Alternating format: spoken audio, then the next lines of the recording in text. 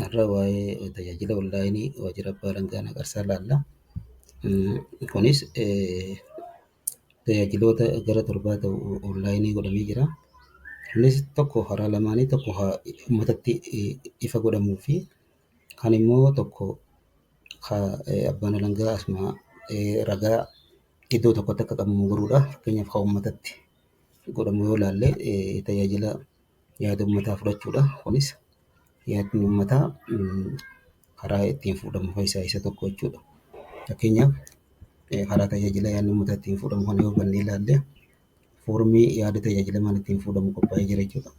Innis fakkeenyaaf foormicha kana fakkaata. Yoo ilaalle gara dhumaatti isa kana fakkaata. Gaafilee dhimma kanaaf qophaa'antu jira. Dura irratti maqaa guutuu tajaajilamaatis ta'ansee immoo umurii isaati. Fakkeenyaaf sooressa jennee maqaa guutuu isaa yoo barreessine itti aansee immoo umurii isaa lakkoofsa malee waliin wanni kun fudhatu waan ta'eef dhiira, teessoo isaa immoo Qarsaa jennee barreessuu dandeenya. Akka barreessine immoo lakkoofsa bilbilaa abbaa dhimmaa isaa maaliif booda hordofuuf akka ta'u komii qabaate fageenya irra taa'ee fakkeenyaaf yoo waan inni godhu ta'e lakkoofsa bilbila isaa nu barbaachisa jechuudha. Inni lammaffaan eeruudha. Maali gosa tajaajilaa inni barbaadee fi rakkoon isa qunname sana jechuudha. Waan tajaajilli kana inni nuu kennu gaariis ta'uu danda'a.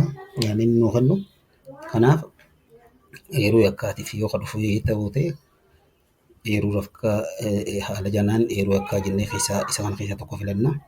Isa bira gisee dabarre immoo yaada inni haala tajaajila keenya irratti yaada nuu kennu as keessaa filanna gadi buunee jechuudha.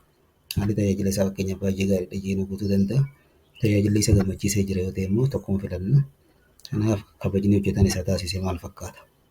Kajuu egaa kana filannee booda gadi buunee immoo dhimmi isaa furamee jira yoo ta'e furamee jira asirratti takkuma tokko yaada fooyya'insaa yoo jiraate immoo waan fooyya'uu qabu.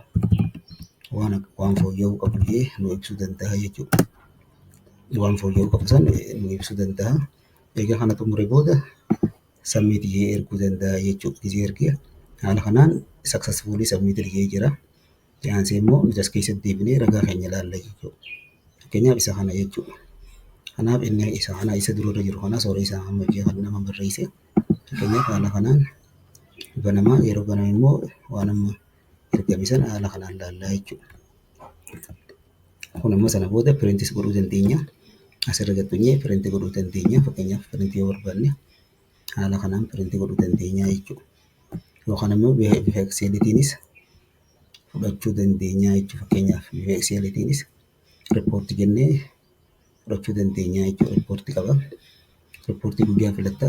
Kanaaf haala kanaan Excelidhaan nu qopheessaa giraafiidhaan illee haala kanaan kan qopheessu ta'uu isaati jechuudha. Kana qofa osoo hin taane immoo isa kana bira yeroo dabarree bifa wantiin nu baasuu danda'a.